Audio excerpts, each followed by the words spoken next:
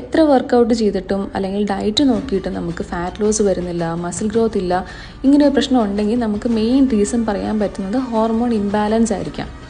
ഹോർമോൺസിലായിട്ടുള്ള cortisol, insulin, thyroid, progesterone, oestrogen ഇതൊക്കെ നമ്മുടെ മെറ്റബോളിസത്തിനെയും fat ലോസിനെയും അതേപോലെ നമ്മുടെ മസിൽ റിക്കവറിനെ പോലും ഇൻഫ്ലുവൻസ് ചെയ്യുന്നുണ്ട്.